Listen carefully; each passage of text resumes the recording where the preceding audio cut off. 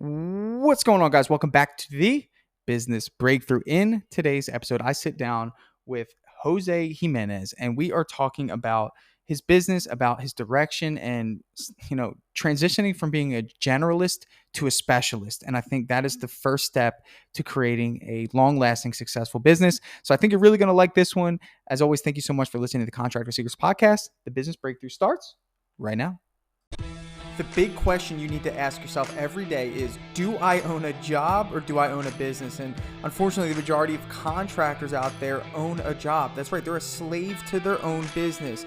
But the other side of the fence is so much greener, it's so much better, and that's when you're finally fully in control of your destiny, your freedom, your time. And that's what Contractor Secrets is about. It's about taking back our time, building a business with systems, standards, values, procedures, putting yourself in the driver's seat. And that's what it's about. So I'm excited. I'm happy to have you here. Let's dive into the Contractor Secrets podcast.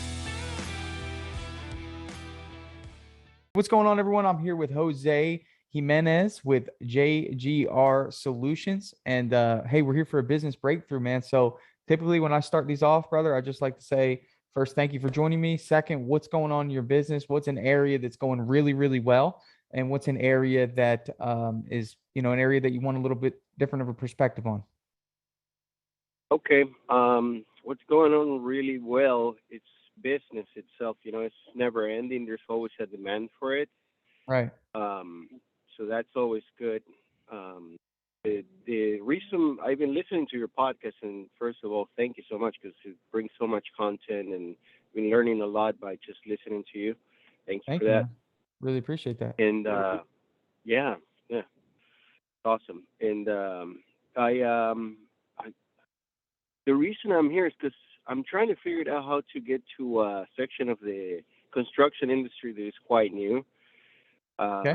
I'm trying to join the 3D construction or additive construction. A lot of people don't know about it, so if you want me to tell you a little bit, I can.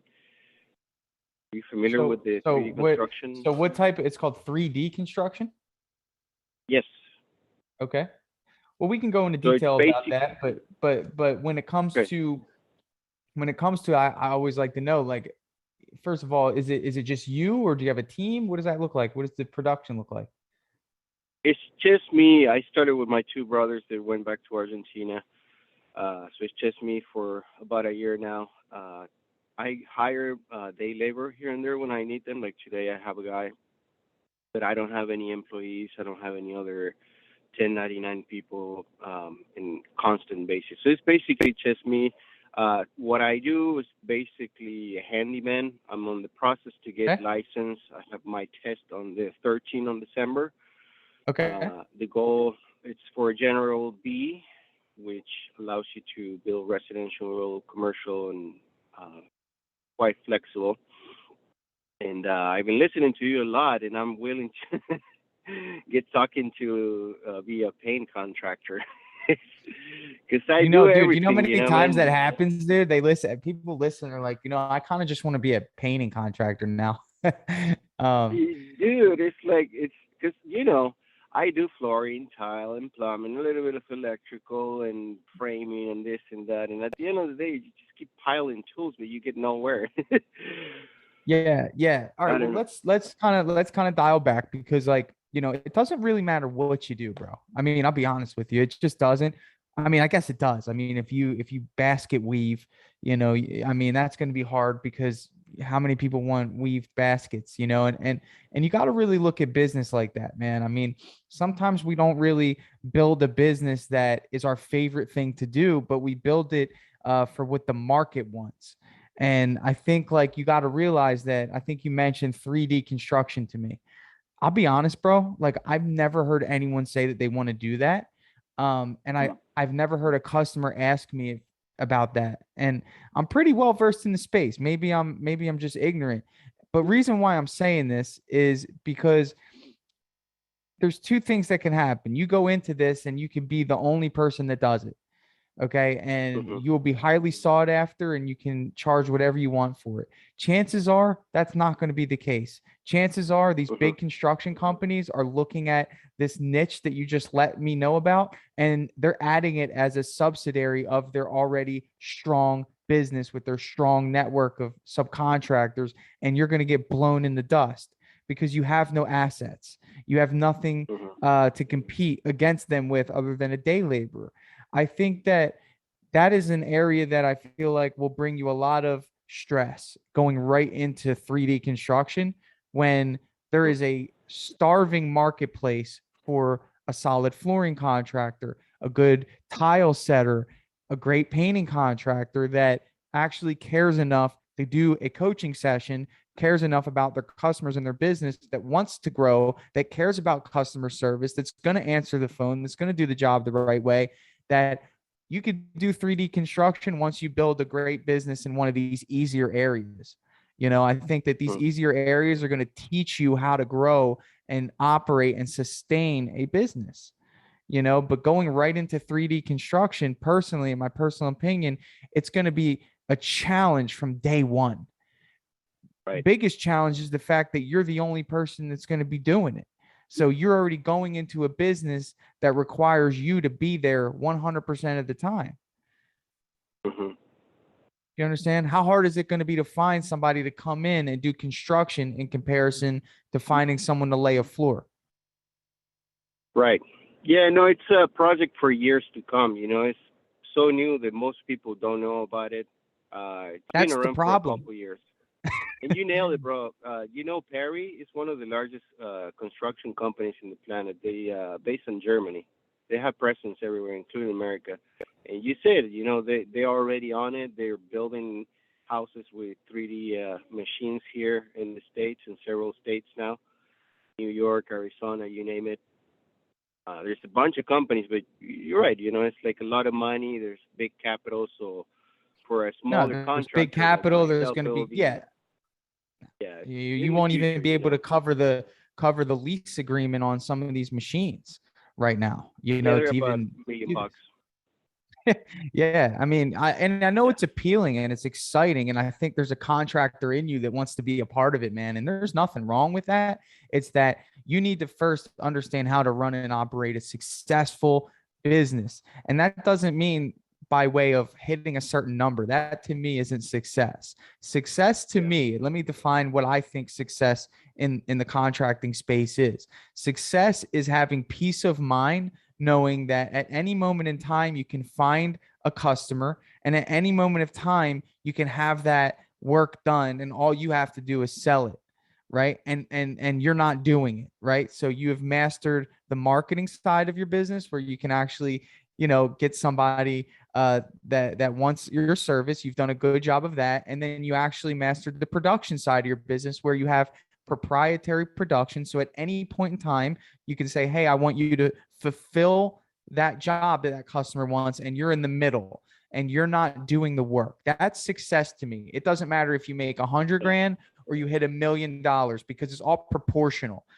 So like don't define success like and like, oh, I have to have $1 million business. No, you create a system where you're essentially in the middle and you're overseeing the operations. That to me is success. And I think that the path that you might be thinking of taking, that's what I just outlined for you, could be achieved in the way that I would think that it would be a good idea for you to pursue, like flooring, tiling, painting, within a month. The path that you're trying to go, you're looking at years before you can actually do exactly what I just said. Would you agree? 100%. No, you nailed it. Yeah. Yeah. So I think we should just pivot because I want to make sure that I give you something to take away today. And I think you should tell me, what is your favorite service to do? You said you're a handyman. I hate that word.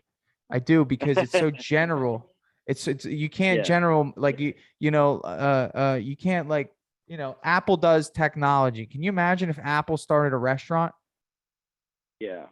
I mean, they're not Yeah. going to No. be. I mean, like what are they doing? It's like it's so general, you can't specialize. And yeah, I mean, it's good to have a handyman come over and fix lights and do this. It's very hard to scale a handyman business because it's hard enough to find someone that's really good at one thing. If you were to have to scale your handyman business, you would have to find another person just like you that knows everything, right? And Yeah. then guess what, why wouldn't he just start his own handyman business? Yeah. Yeah. you No, that's know the wall that I so hit. I tried to hire a couple of times, and it was like, no, it's not going anywhere. and the It's people not going to don't go like it. anywhere. It's You got just stressful. Yeah, and they have to do a different thing every day. The customer wants a light switch done here. They want an outlet put over here. They want to, they want this fixed. I mean, it's just so general. It's like it's torture, So like, what is that one trade that you like to do that you feel as though you could master and you could be the best at? Uh, it's really hard, because I really enjoy doing different things, but at the same time, I find out finally after a year that I formed the LLC that it's just stressful, because I like quality and I like to do a good job. I like to put my signature when I leave the job site, and be proud of it. And you have to be constantly learning different things. So I'm honest with you. I don't know. I really don't know. I love carpentry. All right, I'm going to narrow it down for you, and you help me pick Okay. flooring, flooring, which could be it could be vinyl, laminate, wood. Okay, you could do trim work, crown molding, baseboard, door installation, door framing, all that, painting, or tile work, which is bathroom remodeling. You could do, tile I hate floors. tile, bro. All right, so the tiles out. So trim work, painting, or flooring. um, I like the idea of painting, for the Okay, you like painting. it's just, Good. yeah, So here's yeah, here's here's here's what you need to do. You need to take, now that we've assessed that you actually like it, now you need to take your emotions out of it, because we had to actually dig deep in that, because you want to be so tied to everything about it, and you want your signature on it, you want all that and stuff, like all that. Dude, you know what your signature is going to be? Your signature is going to be the fact that you made a promise and your team delivered the promise. That is a good enough signature. And as a business owner who is also a technician, that's someone that we refer to as someone that's really good with their hands, and you love the idea of actually doing the work and being there, totally fine. But you have to understand this. And if I don't tell you, I don't think anyone will, is that you will not be successful if you stay on the job and you don't build a team and you don't get away yeah. from the job. If you really like trades and you like working, do it on the weekends, do it after work. But you need to build a business first. And the business needs to be able to sustain your income. And you need to be able to feed the business with your time. That's going to estimates, that's marketing, that's networking, that's being available to answer the phone, that's being able to hire, being able to, like, you need to be available in all these different areas. If your hands are wet with paint or you're on the job, you are Mm. compromising everything I just mentioned. Does that make sense? Yes, 100%. Yeah. So take the emotions out of it, right? Okay, we Mm. we we like the painting business. There's customers that want painting. Okay. In the beginning, yeah, I know you're gonna have to do some painting, but Yeah. this day laborer that you have, are they a real employee, or is that somebody you just picked up from wherever and they come with you when you need them? Referrals from other workers, other contractors, mainly. Okay. Now I know in California there's licensing for painting. How hard is that going to be for you to achieve? Way easier than the one that I'm testing for in December, so it's Okay. doable. I mean, I'm just helping you create a game plan, because, the reality of the situation is you're a business owner, man. You're an entrepreneur. You started a Yeah. business. You're out there on your own every day, man. That is not easy by any stretch. Okay. There's not many people like you that can be personable, that have that care. I know you want your signature. Put your signature on your business, the fact that you're going to deliver your promises. And guess what? If you do that, you're going to ensure that the people working for you deliver theirs. Goes Mm. up the line. I don't need to be at the jobs for people to know that premium painting was there. I Right on. oversee it well enough. I call my managers every day. Hey, how's it going? Are they happy? Oh, they're not happy? Give me a second. And I call them and I figure out why and I fix it. I mean, that's at a different level. And don't get me wrong, you can be on the job, but you have got to understand that there's these areas of business that you have got to really focus on. You have marketing. Okay. Marketing. Are you familiar with any online marketing? Are you good with the I computer? Like, what are you doing online? I started with Yelp. I stopped that about a year ago because it was way too much, and the leads were not really translating into sales. Well, let me It put was it like this a way. very Let low me percentage. help you. And you might don't get rid of that, because if you've been doing handyman work, if you didn't commit to one trade, you didn't give Yelp a fair shot. You know why? Okay. You know Why? why? Because when people are looking for a certain service, you were nowhere to be found. So, in other words, Hmm. when you were on Yelp, you were a generalist. J, Yeah. what's the name of your company? JGR Solutions.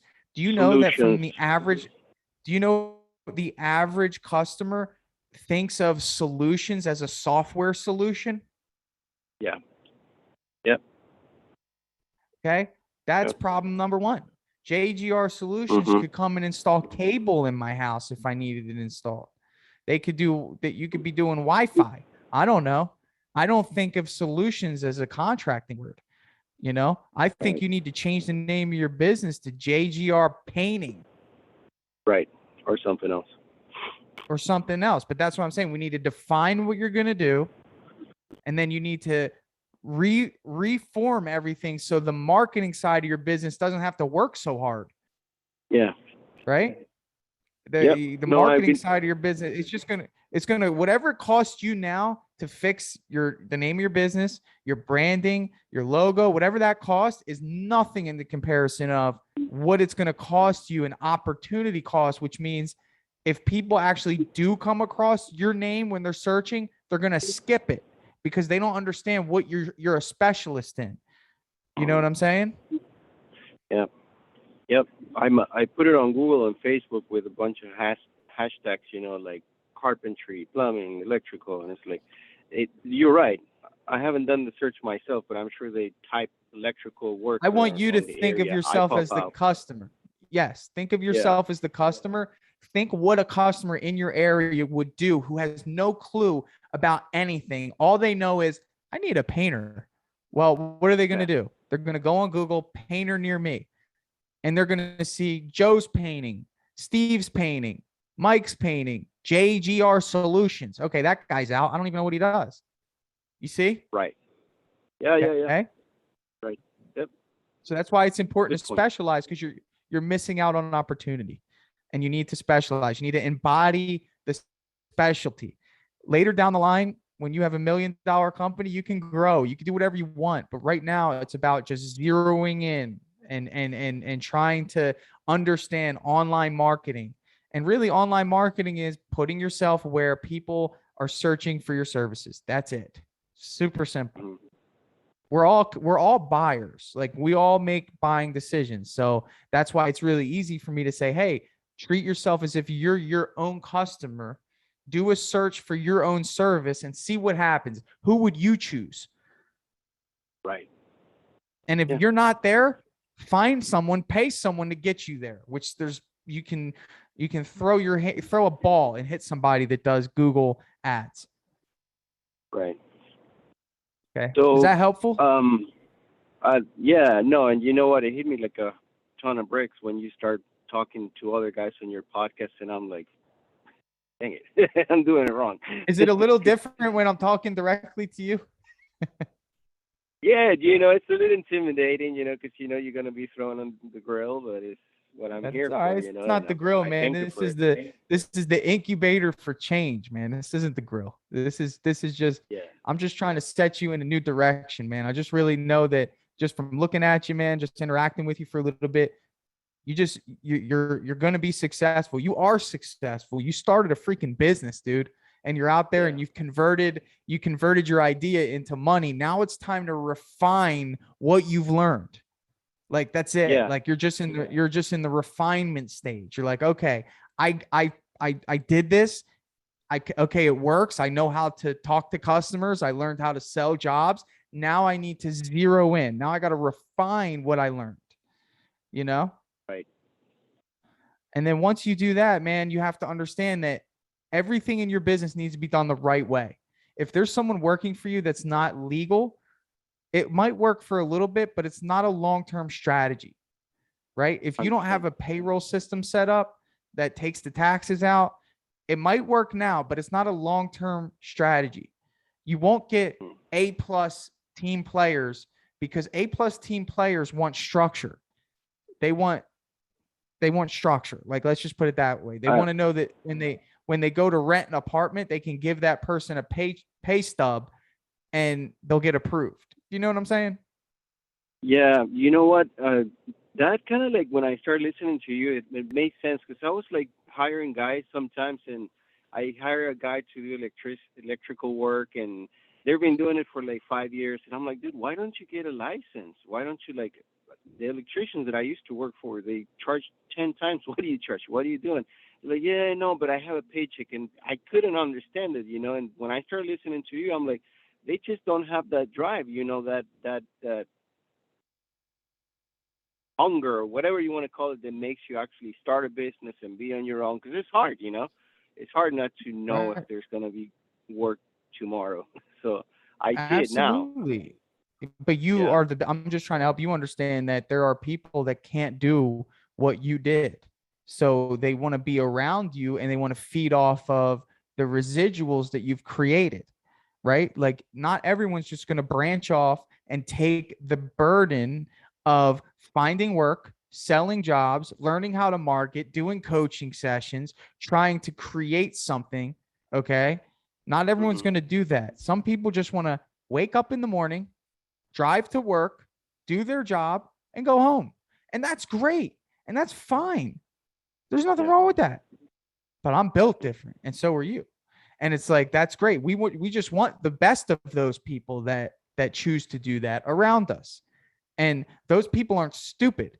Those people say, okay, well, if I'm going to give up my time, it better be to a place that has systems, standards, and procedures. You know, Hmm. at the very least, you're competing. You are competing. You're competing for work and you're competing for the best employees. This is a game of competition. Okay. You ask any contractor what the biggest problem in their businesses, they're going to say hiring. And all it's going to require for me to do is ask them this question: why would somebody want to leave where they are to come work for you? What do you offer other than money? Mm. Because people think that it's a one-to-one exchange. I give you money, you give me work, and everyone's happy. That's so wrong and it's ridiculous. It's not true. Mm. You got to create structure, team work. Okay. You got to create the ability for someone to be autonomous, which means you give them authority. Okay. That keeps someone around because they feel like they're progressing. Right. So instead of you being right on the job, you say, you know what, Joe, I want you to run it today. That's going to Mm. keep someone around you because you're giving them authority that they otherwise would not have Right. gotten from where they were before. Right. You know what I'm 100%. saying?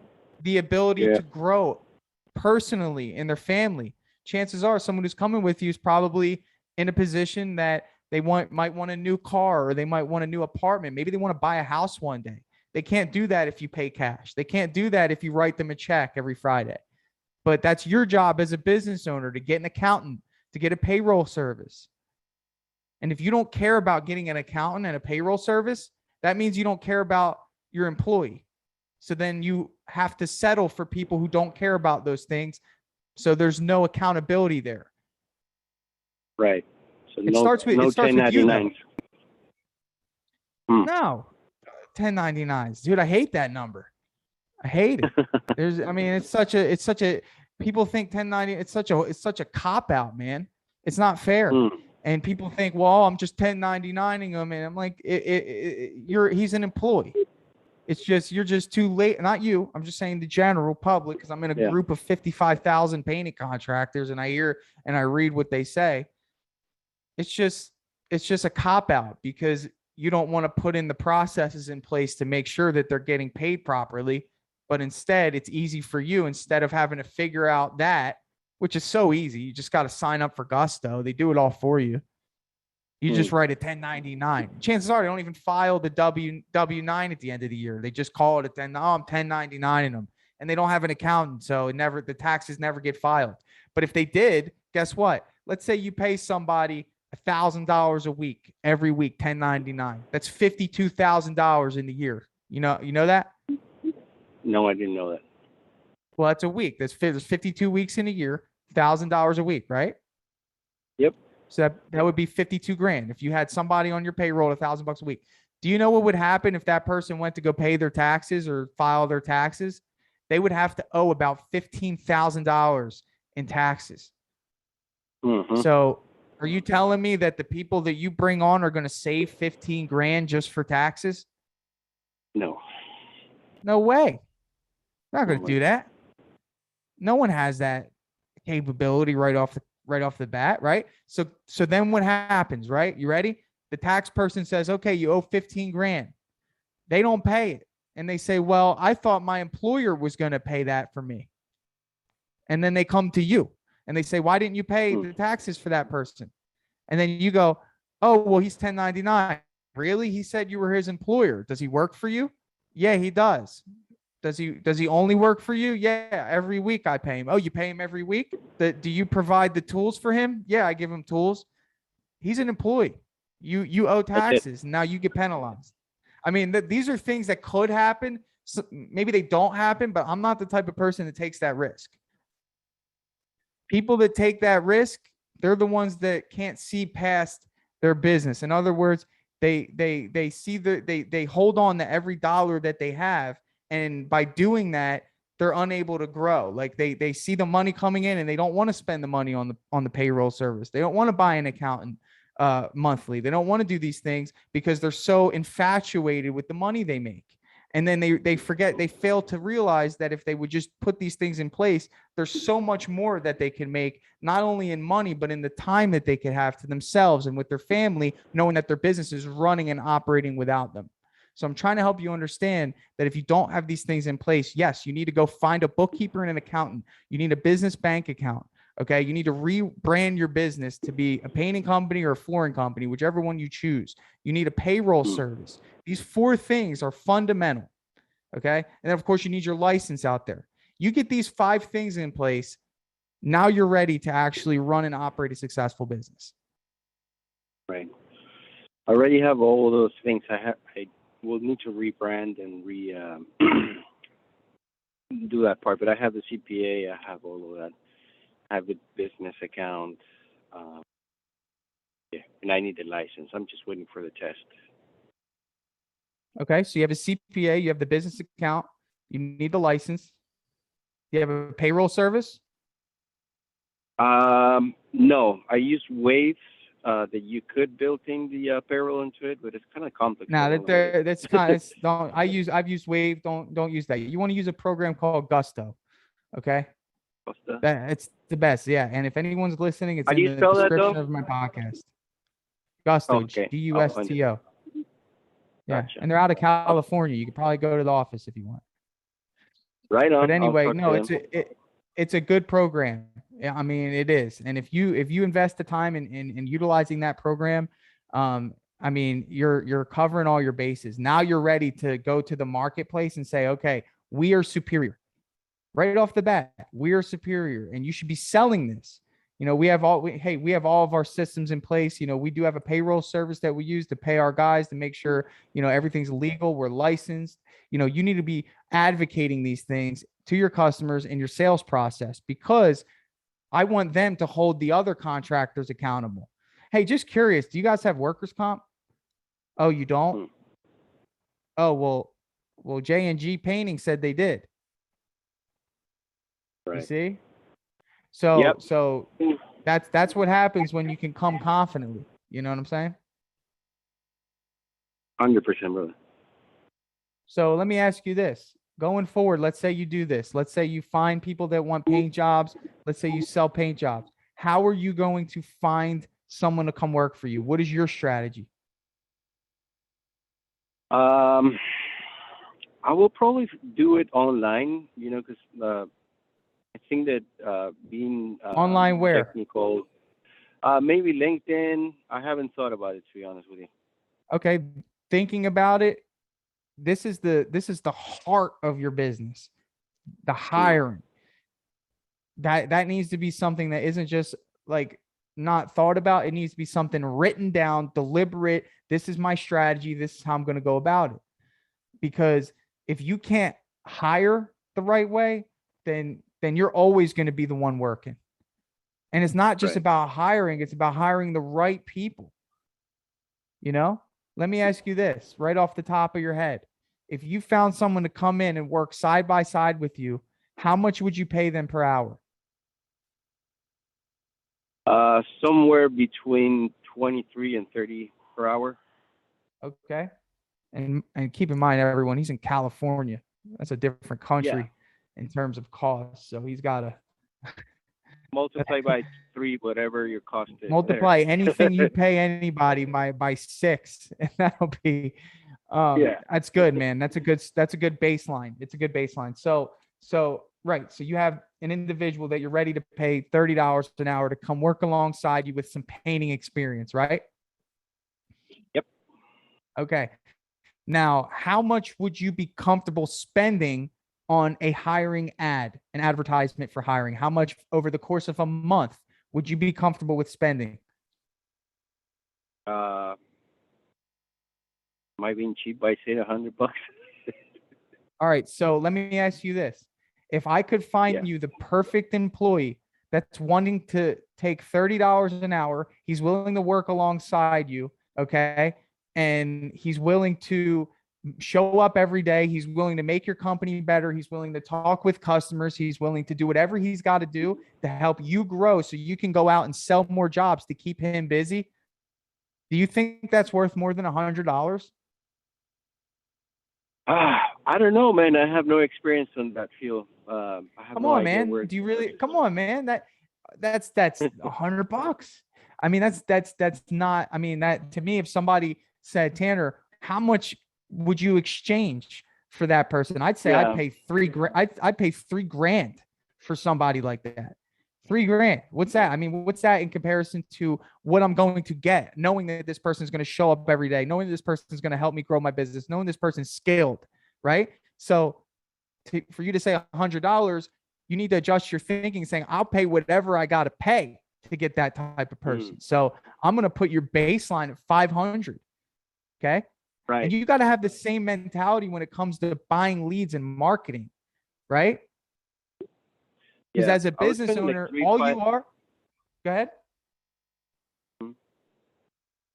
What was that? No, I was spending like $300 to $500 on Yelp. Okay. So I Yelp, had that Yelp is, reference. yeah. So I want you to understand that, like, at your capacity right now, that might work. But when you bring someone else on, that marketing needs to go up, up, up. So you have more Yeah, yeah. opportunities so you can sell more jobs. All the game of averages, right? But what I want you to understand is this: as a business owner, you are just a facilitator of resources. That is what you are. You're the middleman. Okay. So if I need to allocate resources to hiring, boom, let me put that money there so I can get a result. If I need to allocate money to marketing, boom, let me put money there so I can get that result. Okay. So that's why I'm trying to help you understand is that, first of all, like leads, we're trying to find our perfect job. Would you agree? Like, you're not going to take every job that comes your way, right? Not anymore. Not anymore. I like that. But we're trying to find our perfect job. Like for me, like I really like to find those full interior repaints, the full exteriors. I want my guys to be busy for a couple days. I don't want little jobs here and there. That's not how we operate, right? So I Mm. spend money on marketing to help me get those, and I dial in my marketing and tell my marketing programs, hey, these are the jobs we want. Okay, so I'm trying to find them in the same way with hiring. I'm not looking for just anybody that wants to work. That wouldn't make any sense. That's kind of like your old approach with jobs. You were looking for any Yeah. job that would come your way, right? Yeah. For Honestly. the most Yeah. part. And in the same way, if we don't have a strategic hiring process, what's that going to mean? That we're going to just take whatever comes our way. Oh, you applied and you can paint. Come on, come work with me. That's gonna create issues. You Right. see? So, Yeah. so I'm going to help you real quick and we're going to wrap up because I want you to grab some of these things. So, in the same way that we're going to identify what our perfect job type is, like we did, it's a painting job right now, residential painting job. Would you agree? Yeah.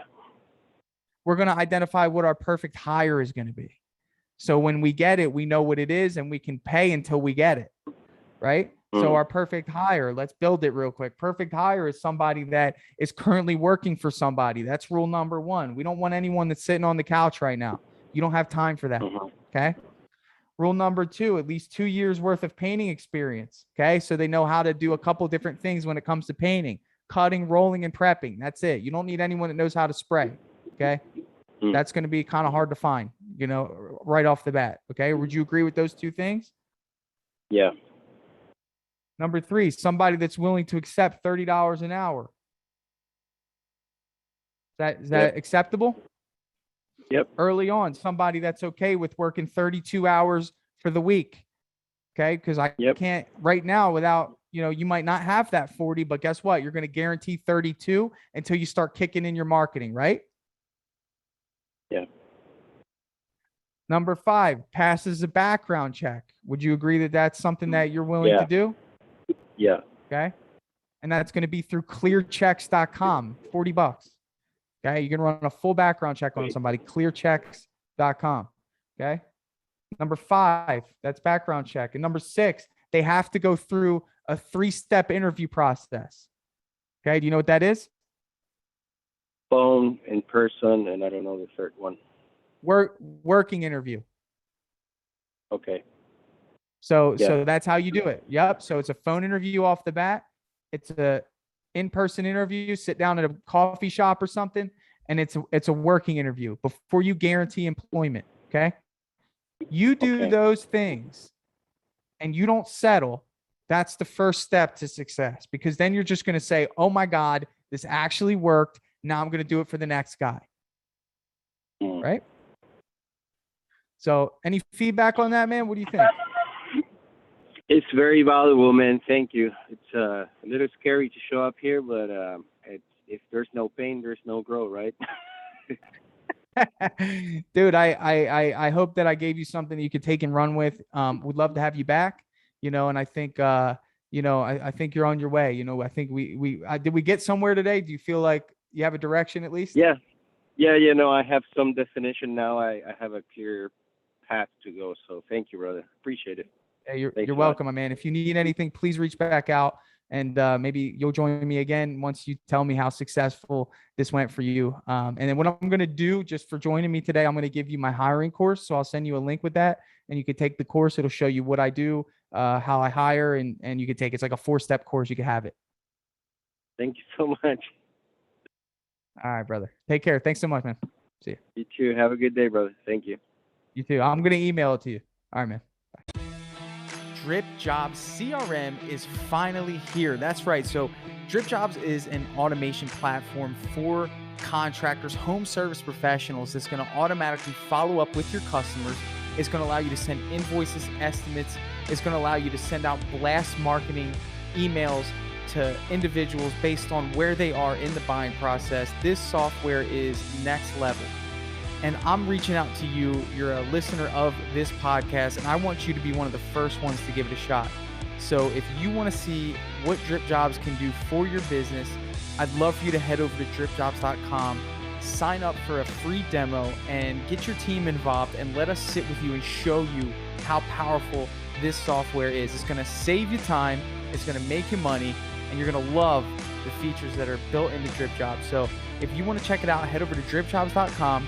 And we will give you first priority, being a podcast listener, to be one of the very first to try out Dripjobs in your home service business. I'm super excited to share that with you, and I'll catch you on the next episode.